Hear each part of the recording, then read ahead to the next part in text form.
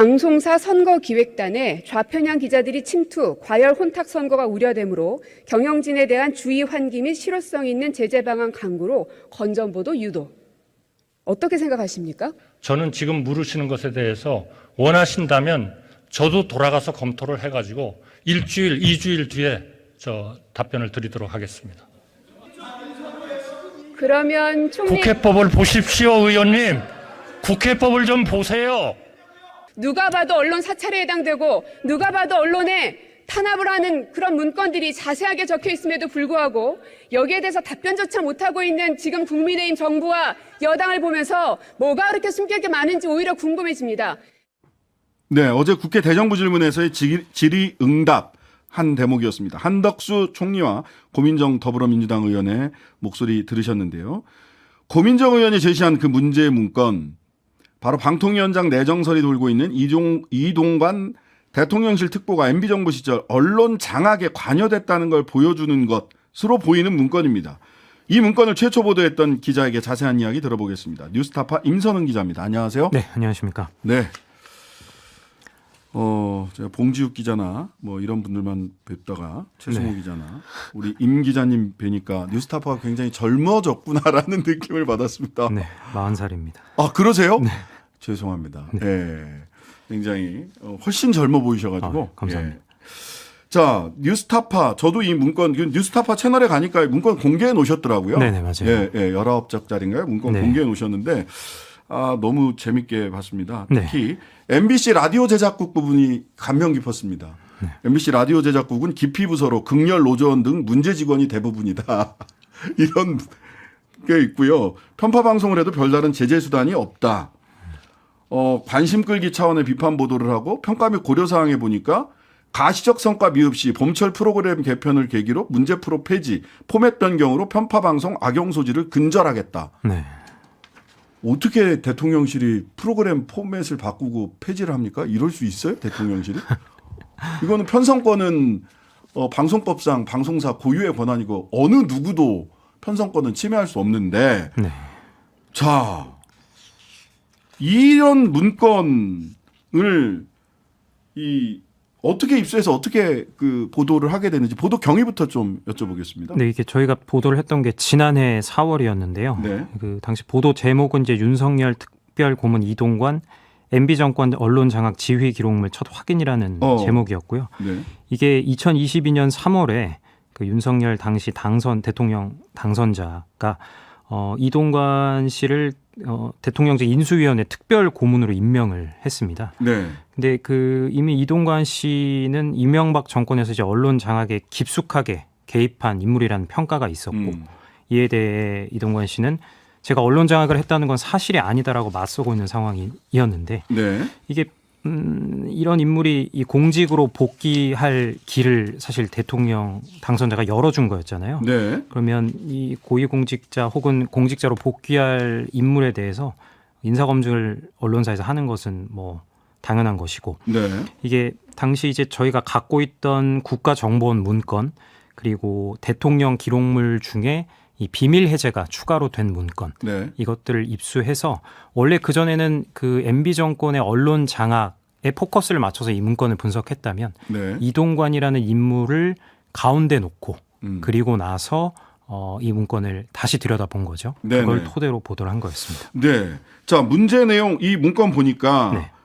가장 먼저 청와대 자체적으로 언론 모니터링을 강화해서 문제 내용, 문제 보도를 나누기 시작을 했고 특히 MBC 같은 경우는 네. MBC 뉴스데스크 보도 분석이라는 문건을 아예 따로 작성을 했는데 네. 2주 동안 보도 중에서 20건을 문제 보도로 규정을 했어요. 문제 보도 해가지고 쫙 리스트를 해놨던데 네네. 이 문제 보도의 기준이 뭡니까? 이게 이동관 대변인실에서 작성한 이 문건을 보면 말씀하신 것처럼 2008년 11월 26일부터 12월 10일까지 2주 동안 모니터를 한 내용인데 이게 문건이 어떻게 구성되어 있냐면 문제 보도로 그 당시 청와대에서 규정한 보도의 제목이 있고 그걸 문제 보도로 찍은 사유들이 하나씩 적시가 돼 있어요. 네. 그게 이제 총 20건이 있는 건데 이 중에 제가 일단 하나를 소개를 해볼게요. 네네. 2008년 그러니까 이게 한번 시청자분들도 한번 들으시면서 네. 판단을 해보셨으면 좋겠어요. 네. 그러니까 이게 과연 정말 문제가 있는 거지. 네. 2008년 12월 4일에 이명박 대통령이 새벽 시장을 방문을 하거든요. 네. 그러니까 방송사들이 이제 동정 보도를 싣기 시작합니다. 근데 이제 MBC 보도는 이랬어요. 그러니까 상인들 사이에는 대통령이 그래도 새벽의 삶의 현장을 직접 찾아준 만큼 앞으로 좋아질 거라는 기대감과 그저 행사 한번 하는 걸로 끝날 거라는 냉소가 교차한다. 그러니까 이게 문제 보도라는 거예요. 이게요. 그러니까 어디가 문제냐면 KBS와 이렇게 적시해놨어요. 그 문건의 사유로, 문제보도 사유로. KBS와 SBS는 대통령이 체감 경기 어려움을 절감하는 표정이었다고 평가한 반면, 그러니까 이게 원사이드한 대통령의 목소리만 네. 실었다는 거예요. 근데 MBC는 상인들의 기대감과 냉소가 교차했다고 보도한 게 문제라는 거예요. 그러니까 이제 상인들이 대통령의 행보에 대해서 그냥 현장에서 평가한 사실이 있는 그대로 실었는데, 그러니까 그게 문제라는 거죠. 그러니까 말하자면 이건 중립적 보도 정도 되는 거 아닙니까? 일반. 그렇죠. 그러니까 최근에 태도도 그래요. 중립적 보도도 못 견뎌 하시는 것 같아요. 네. 그러니까 이 문건을 보면 문제 보도라고는 하지만 무슨 사유가 있는 게 아니에요. 이 스무건을 살펴보면 대체로 이런 식이거든요. 그러니까 네. 이거는 그냥 누가 봐도, 그러니까 어느 분이 이 문건을 봐도 아 그냥 MBC가 밉구나, 미워서 이런 문건을 작성했구나라고 생각하실 수밖에 없을 것 같습니다. 이 문서 보다가 보니까 YTN 기사에는 비보도 조치했다. 그래서 뭐 10시부터는 이거 비보도 됐다. 네. 이런 얘기도 있어요. 그러면 이 얘기는 네. 그리고 MBC 문건에 여러 번 등장한 신경민 앵커 당시 문건 작성 후 4개월 후에 자리에서 물러났습니다. 네.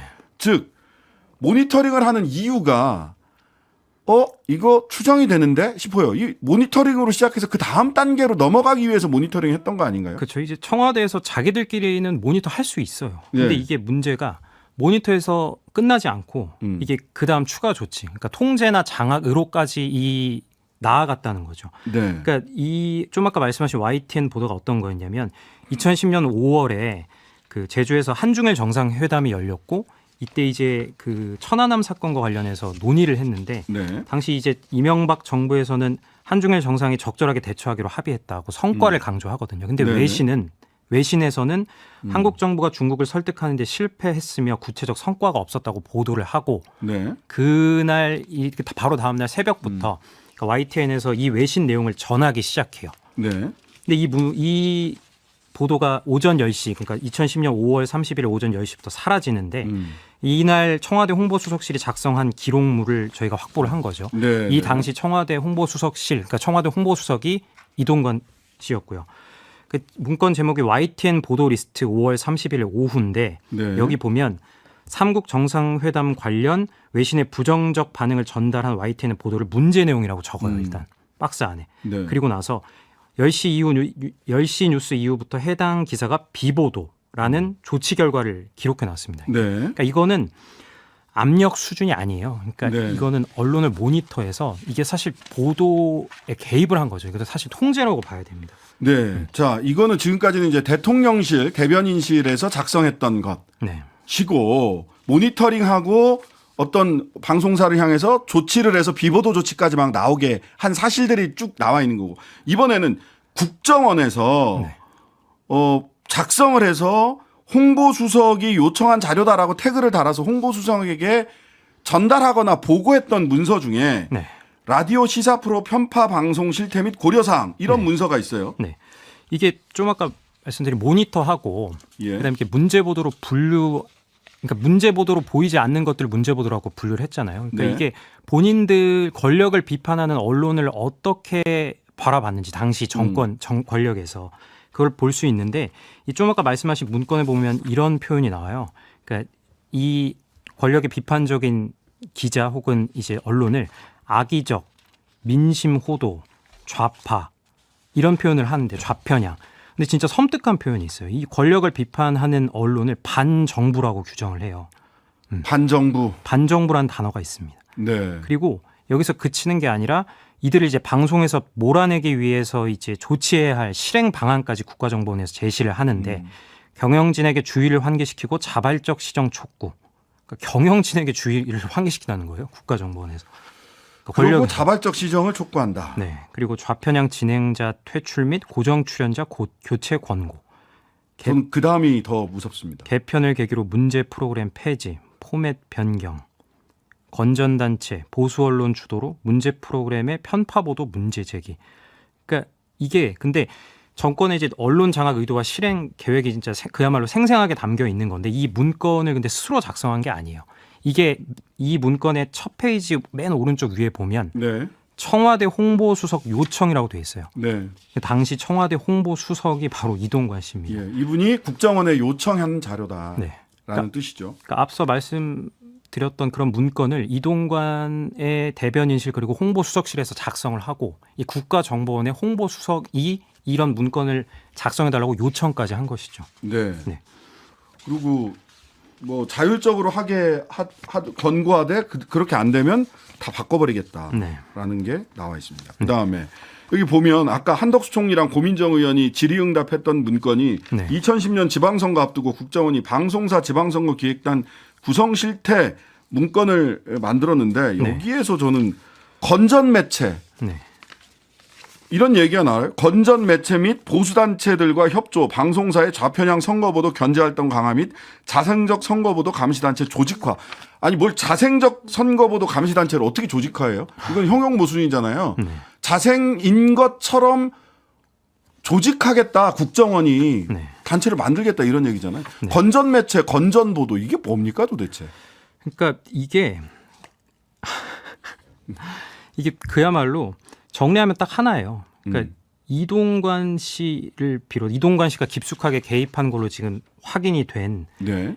언론 장악의 실체의 그러니까 실체를 보면 언론을 그러니까 통제의 대상으로 본다는 거예요. 통제의 대상. 네. 그러니까 모니터하고 눈에 가시는 언론을 그야말로 매우 미워하고 네. 그리고 보복하고 장악하고 그러니까 이런 일종의 프로토콜이 존재했다는 거죠. 네. 자, 이런 그 취재에 있어서 이동관 특보는 네. 좀 뭐 그 반론을 하셨을 것 같은데 이동관 특보의 반론도 좀 소개해 주시죠. 그러니까 저희가 이걸 보도할 때 지난해 4월에 전화를 했었는데 네. 일단 뭐 전화를 계속 하니까 뭐 질의서도 정달을 하고 있는데 전화를 안 받고 제 전화를 차단했더라고요. 네. 그래서 이제 다른 사람 연락처로 연락을 해보니까 그러니까 뭘 어떻게 해야 언론 장악이냐라고 일단 항변을 하셨고. 아, 난 언론 장악한 적 없다. 1차 항변. 네. 그리고 이제 이런 문건을 이제 말씀을 드렸어요. 그런데 네. 무슨 경위로 이렇게 됐는지는 나도 모르겠다. 모르겠다. 기억이 안 난다.